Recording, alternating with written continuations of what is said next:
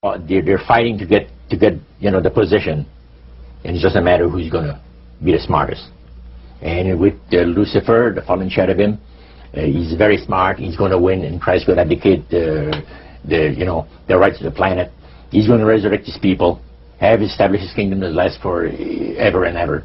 God won't be able to destroy him because it would be against God's, the Creator's nature to destroy Lucifer in the fire. Beside that, he said, spirits now, human spirits, have the capacity now to outlive fire.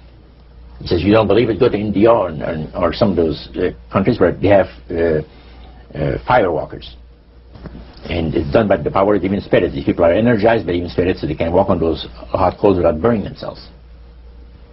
And this is what the high priest said. And he says, if they want to use fire, they can use it. It's not going to burn anybody. So that's the way they believe. So this high priest was almost talking to your group in an evangelistic fervor. Oh yeah, because he figures that he's going to be one of the higher ups in the great kingdom. Okay. Now, of the group that was there that night, 60, 70 people, I think you've mentioned before. Yeah, it varied. How many of those were people who were hardcore members, and how many of them were new inductees? Well, we were the only two youngsters there, so to speak. You and your friend. And how old were you at that time, Roger? I was about 20. 20 years old. Mm-hmm. Yeah, 20 years old. Did you have a feeling of awe over the fact that you had been chosen? Yes, in a way. And then I got thinking about this. When am I going to have to pay the price? The cost. My parents had brought me up like this. If you get involved with evil, you're going to reap what you sowed. So you want to be upright in life. And if you associate with evildoers, they'll probably land you in jail or somewhere else that you wouldn't want to be.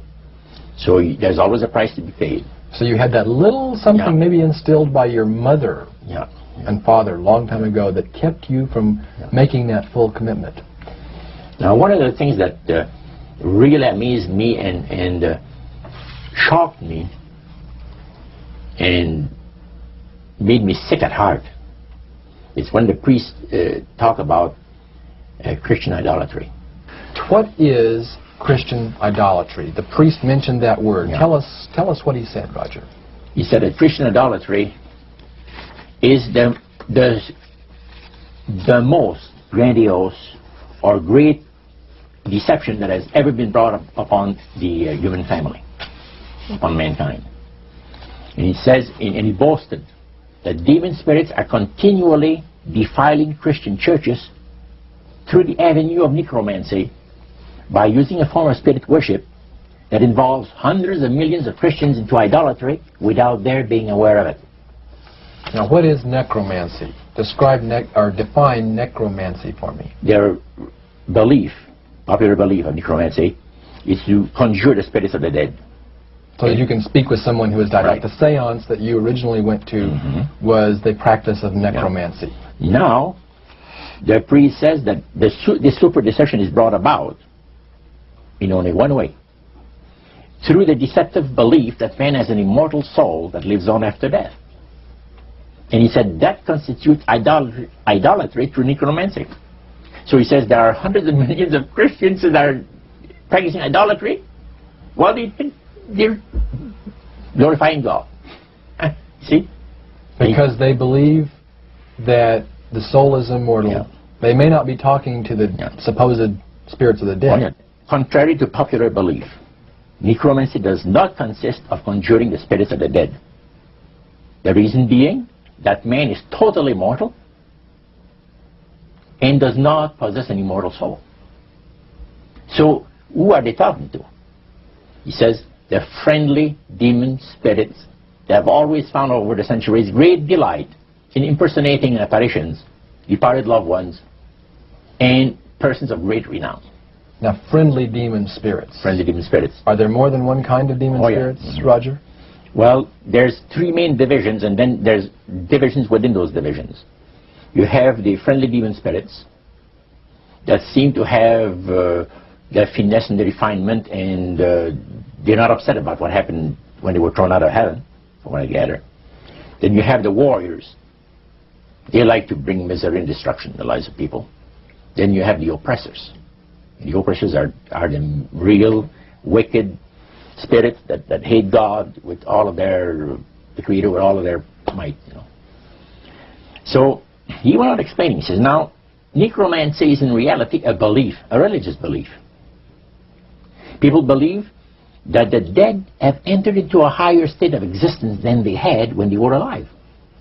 Also that they are in a position and have the capacity to help the living here on earth. See? Then he said, he says this is where things get really interesting. He said, according to the great master, a person does not have to supposedly call upon the spirits of the dead to receive help, you see, to be involved in necromancy. All he needs to do is to believe in life after death. Because he said, necromancy is the belief that man as a human being has an immortal soul. So anybody that believes that man has an immortal soul is involved in necromancy. It's that simple. That's the way he explained it. Yeah. So how does that constitute idolatry? By people believing that they are either talking to the saints, you see, the spirits of the dead, dead saints, or a dead relative, or a dead person of some type. And you take, for instance, like Loretta Lynn. She says on national television, and I have the data on it, that I heard it myself. She said that she was made successful in her singing career by a dear friend of hers that was the same age as she, and died when she was 18 years of age. And Loretta was trying to get into the singing world, you know, but she says, I had no success at all. Until one night I was sitting in bed reading a book. And she says, who walks right through the wall but my friend, the spirit of my friend? And she says, Loretta, I'm going to make you a very famous person in singing Western country music, and I will be with you all the time. Trust me.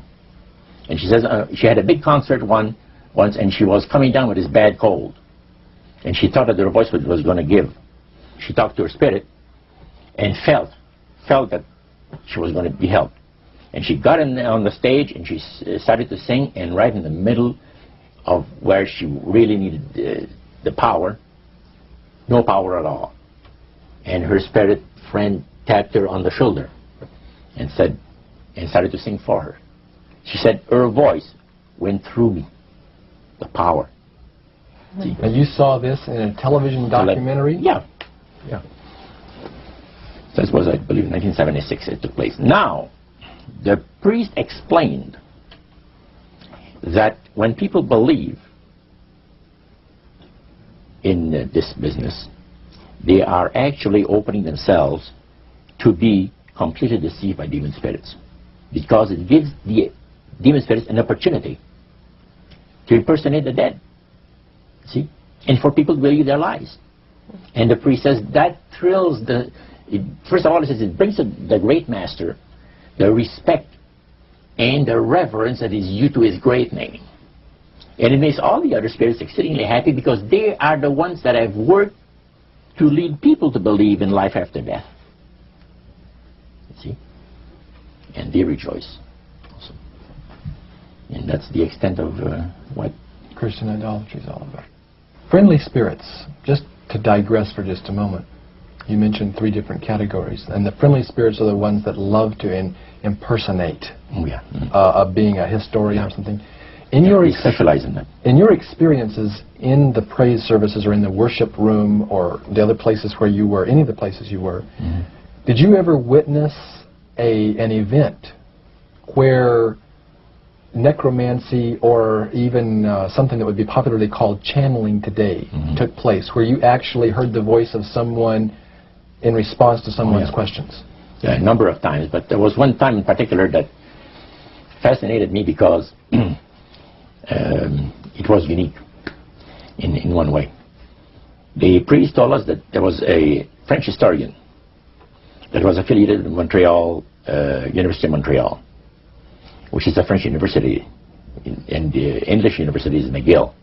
So the University of Montreal is the French university. And this man was from Paris.